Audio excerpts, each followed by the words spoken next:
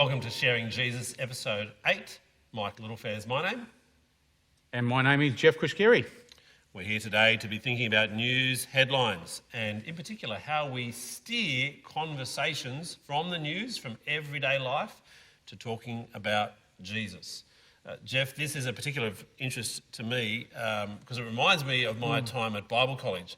We had a lecturer who used to come in first thing in the morning. He was a lecturer in evangelism, John Chapman, and he used to come in and say, okay, here's the news for the day, and he'd read out the headline, and he'd say to us as students, okay, how are we going to turn this headline to talk about Jesus today? We're on the bus, reading the paper, how are we going to talk about Jesus from this?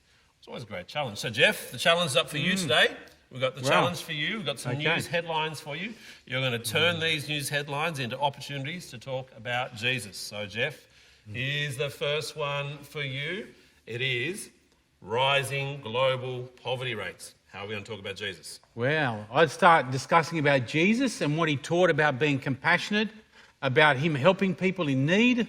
I'd look at his healing and how it maybe healed the lady that was bleeding for most of her life in Matthew 25. And so I'd say, let's look out for those that are less fortunate than us. Yeah, good one. Thanks, Jeff. Well, here's another headline for you. One that we hear all the time. Climate change, the challenge of climate change. How are you going to make this an opportunity to talk about Jesus? Yeah, Mike, I'd say connect the concepts of us being good stewards of the earth. Jesus taught this, but also in the Old Testament, when it goes to Genesis 1:26, it talks about a highlight of us ruling over the world, looking after the world under God's rule. So let's do that well. Yeah, so here's the next challenge for you, Jeff. Got a headline? The headline's talking about medical research, the advancements in medical research. Okay. How are you going to make this talk about Jesus? Yeah, I'd explore the theme of healing and compassion and presenting Jesus' ministry, which that's what he came to heal the sick and the brokenhearted. But then you could actually say, not just physically, but spiritually. He looks after the sick, the ones that need his help, that need to be saved, need to be heaven. And then you can talk about heaven and how heaven, there's going to be no more doctors, no more lack of funding, no more wheelchairs, because Christ would have redeemed people and changed their bodies into everlasting bodies. And so Mark 5 is a great one for that as well. No need for a Medicare card. Sounds very good. Well, the next headline for you, Jeff, is this is an ethical dilemma, the ethical dilemma that you find in technology. Yeah.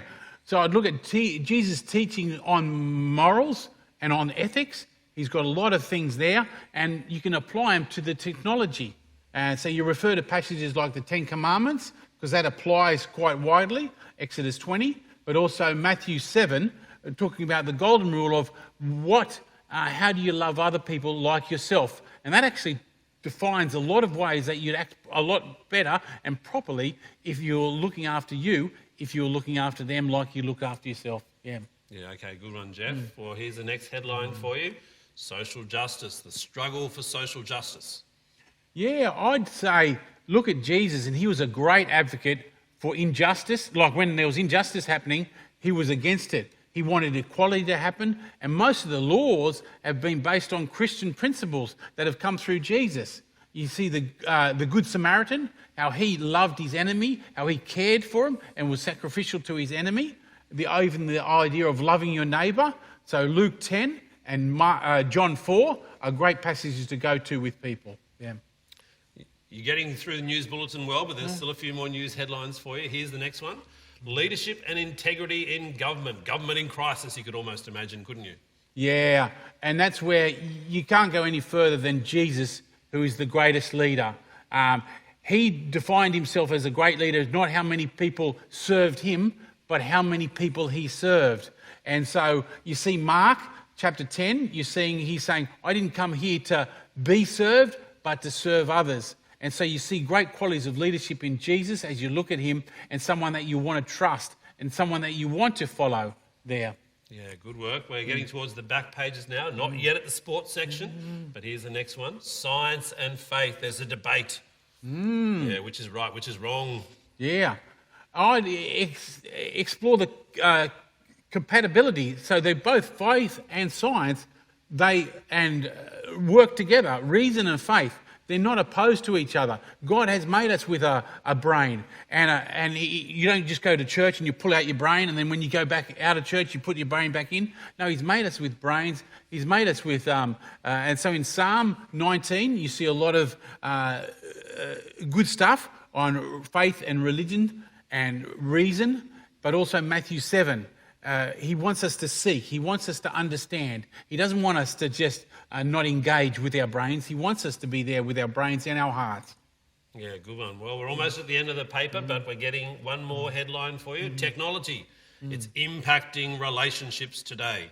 So I discussed the significance of genuine human connections. That's why God has made us to relate to each other well. And Jesus emphasised this. He was loving, He was caring, He had time for people, not just the wealthy. He looked after the poor, the ones in need. He was big on relationships. Even other parts of the Bible, 1 Corinthians 13 is all about love and relationships there and the emphasis there. So, yeah, that's where I'd go to point to that, those emphases of the Bible. Good work, Jeff. You've done well there covering the paper for us and covering all the different news things. So there's some reflections that we need to actually take on board, isn't there, from this? Some different applications of how we do this. Because I guess it's interesting because lots of people often think that the Bible today is outdated. It doesn't speak into our life's circumstances. But that's a really interesting way of looking at it, to actually say that the good news of Jesus and what the truths of the Bible contain are actually relevant in what's going on in our world day by day. And so we as Christians can speak into that. So what can we take on board here for our conversations? What are some reflections? Well, the first thing is, in your conversations, practice respect, being respectful, honouring the other person, their opinions, and being prepared to listen to them, not just trying to finish their sentence off or speak over the top of them or think you've got a better answer than them.